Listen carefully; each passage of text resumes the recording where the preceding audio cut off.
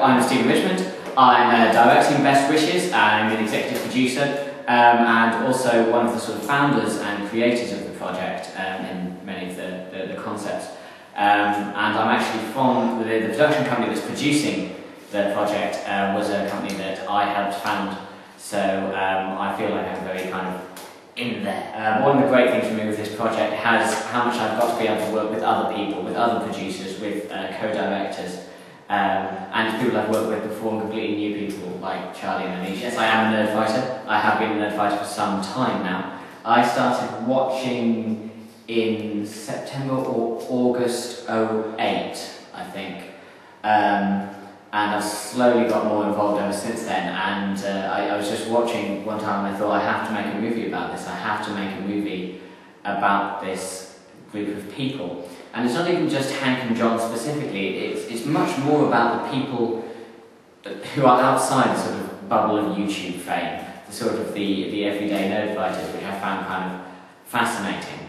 And there were several other issues that I wanted to include in the movie for some time. The media, not just social media and the web, which I did want to do massively, and how that affects young people's lives, but I also wanted to look at the traditional media, the tabloid press, which I feel very strongly is wildly out of control and completely inappropriate in huge numbers of stories that they write, but particularly the way they treat people and celebrities in particular. And yes, they may grill a politician from time to time, and sometimes they'll go too far, and that's wrong.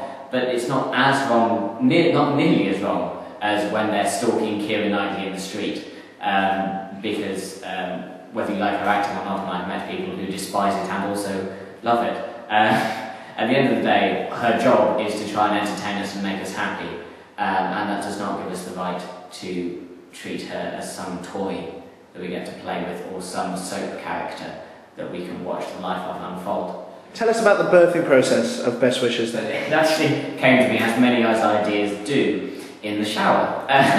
I was there washing my hair. I get that as well. Yeah, I think a lot of people do. I think a lot of people do get ideas in the shower. I was there washing my hair. My hair was quite frizzy, as you can see. It takes quite a long time to get stuff to go all the way down and all the way into it. So I spend quite a long time doing this. And when I'm doing this, I tend to sort of be thinking.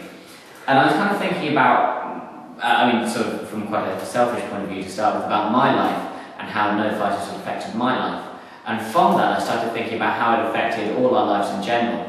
And how something so innocuous and irrelevant as two brothers talking to each other in America, which, you know, I'm sure there are lots of brothers in America that talk to each other all the time.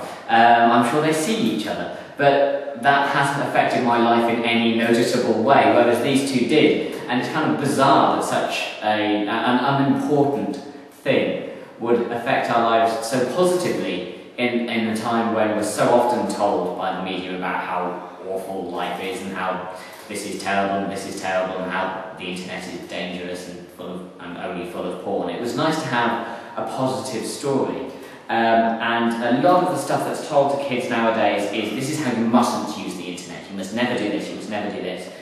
And I really wanted to tell a story, I realised in the shower. I really wanted to tell a story that said, okay, yes, that's how you don't, but this is how you should. Because people will use the internet, whether we tell them to or not. People just will. You can't. The kids have a tendency, especially teenagers, I've just been one of them, so I know, to do things whether or not we have permission to do them. And so it's usually better to give a positive role model than just a negative stereotype. And I wanted to give a positive role model, and I don't think there are better people for that than Hank and John. And yeah, and they, to a certain extent, I imagine, would object to that because they like to think of themselves as real people, and they are real people. That's very important to remember. But I think it may be a truism that I sort of realised when I was very recently at the John Green book signing, that although however much you are a celebrity, however much your life is in the paper, however much you've told your life story, nobody can ever truly understand what it is to be you. That's just one of the facts of life. And it's not a battle we shouldn't fight. We should strive always to try and imagine what it's like to be other people so that we're more considerate. But it's a battle that we can never quite win as much as we'd like to. So when you're a celebrity, you can never hope to have people truly understand who you are, but you can hope to be an icon, and an icon for something good. And that's the story I wanted to tell. So I went straight from there, and I went onto the NING, the Nerd Fighters website, and I posted a little comment, a little thread in the forum saying, would people want to make a Nerd Fighters movie? And I got a few comments, and so it built up and got a NING group, and we started to have people send in their submissions of ideas, and we tried to get this whole sort of bundle of thoughts from all people all over the Nerd Fight area. And then I got a production team together of different people from all over sort of the nerd fighting nation to come together and turn those rough ideas into characters, and take those characters and put them into a story. And it was a long process. I had that shower sometime in June last year, that's June 2009, and it wasn't until December that I started writing an actual script, and then I wrote the script. I wrote most of the script myself. There were little bits that some people added to, and I took those bits, or people submitted chunks, and I took those bits and I sort of made them fit with the whole story. What I tried to do is take experiences from my life that either I'd heard people say similar things during the comments, or just has a sort of universal significance. And one of the two main characters, Scott, is quite like me in some respects. Except that he's much more literature-y than I am. And then the other main character, Celia Walker, she's an actress, and I've done some acting, so I kind of empathise with that. But I'm much more emphasised with Scott and his storyline. And one of the things that we kind of dealt with is bullying, and I have been bullied. I think a lot of us in this sort of community have. And it's something that I really wanted to deal with, but not in the way it's usually dealt with, not in the way if someone grabs you and shoves your head down a toilet. That doesn't happen in life. That's not how bullying works. Bullying works by a slow drip every day of someone saying a sentence to you, or being over-friendly but not really your friend. And just over months and weeks and years it builds up. Months and weeks and years, that's not a logical order. Weeks and months and years it builds up